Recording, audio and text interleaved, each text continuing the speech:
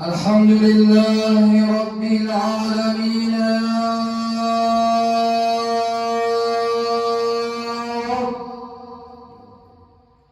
يا رب أمرتنا فتركنا ونهيتنا فارتكبنا ولا يسعنا إلا عفوك وجودك وأنت أرحم الراحمين. من اعتمد على ماله قل ومن اعتمد على عقله ضل ومن اعتمد على صاحبه مل. أما من اعتمد على الله فلا قل ولا ضل ولا مل. وأشهد أن لا إله إلا الله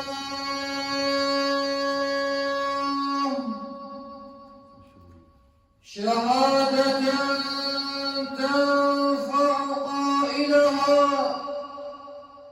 يوم لا ينفع مال ولا بنون إلا من أتى الله بقلب سليم. إذا قال العبد يا رب قد أذنبت قال الله وأنا قد سترت. فإذا قال العبد يا رب تبت فقال له الله وأنا قد قبلت. إذا تاب العبد العاصي صنع له عرس في السماء ثم نادى مناد أيتها الخلائق هنئوا فلان ابن فلان فقد اصطلح مع الله. يا ابن آدم الدنيا دار من لا دار له ومال من لا مال له وإليها يجمع من لا عقل له. يا ابن آدم صلي ركعتين في ظلمة الليل لظلمة القبر. يا نفس توبي فإن الموت قد حان واعص الهوى فالهوى ما زال فتانا. في كل يوم لنا ميت نشيعه نحيي بمصرعه آثار موتانا. يا نفس مالي وللأموال أجمعها خلفي وأخرج من دنياي عريانا. وأشهد أن سيدنا وعظيمنا وقائد جمعنا إلى جنات ربنا محمدا عبده ورسوله بلغ الرسالة وأدى الأمانة ونصح الأمة وكشف الغمة وجاهد في الله حق جهاده وعبد ربه حتى تورمت قدماه.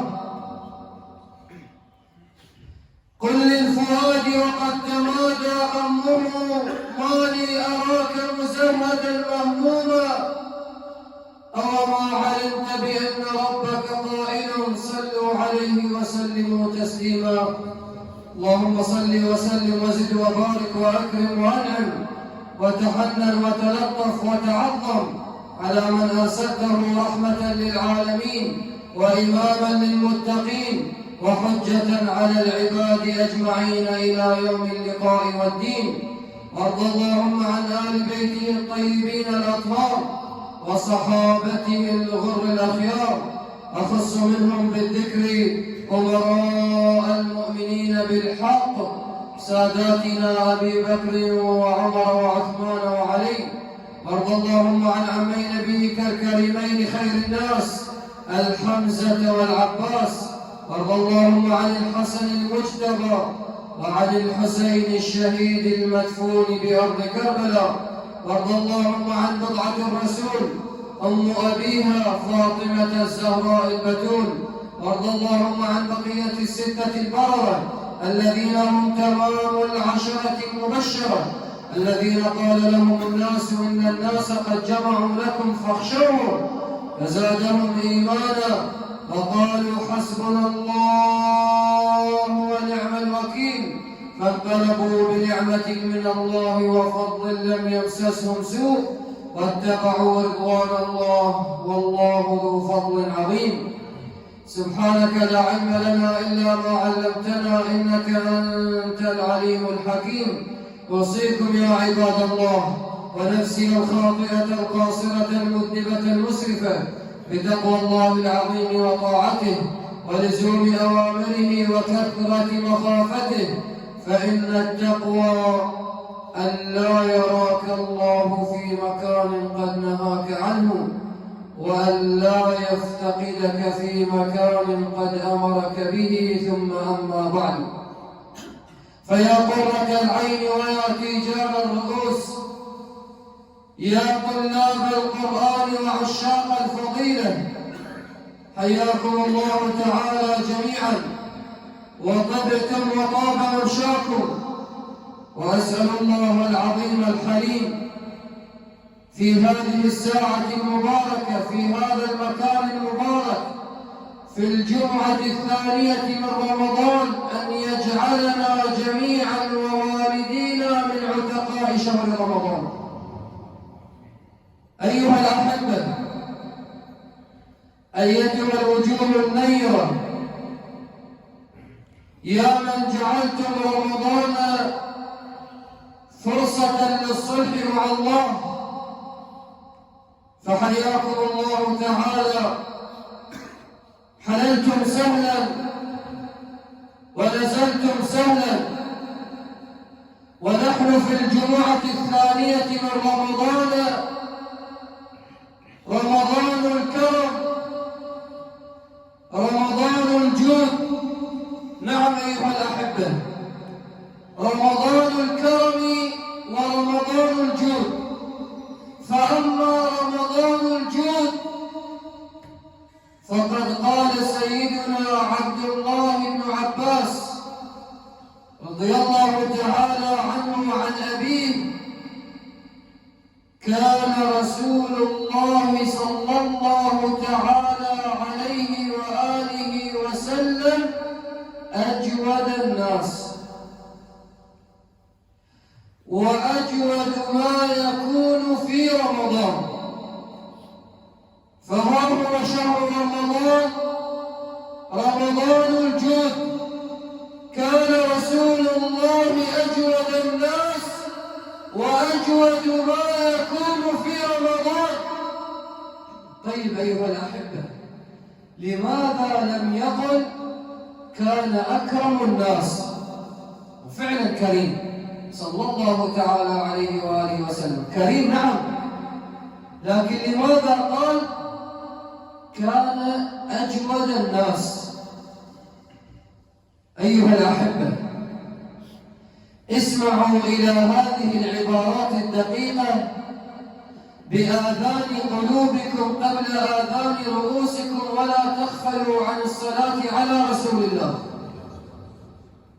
قال كان أجود الناس، ولم يقل أكرم الناس، لأن هناك فرق بين الجود والكرم. نعم، الكرم تعطي بسؤال، الجود تعطي بغير سؤال. كيف؟ سين من الناس يعطي كريم، لكن إذا سأله سائل يعطيه كرم بجدارة، لكن يقابله سين من الناس يعطي بغير سؤال، فهذا يسمى جواد وهذا يسمى كريم.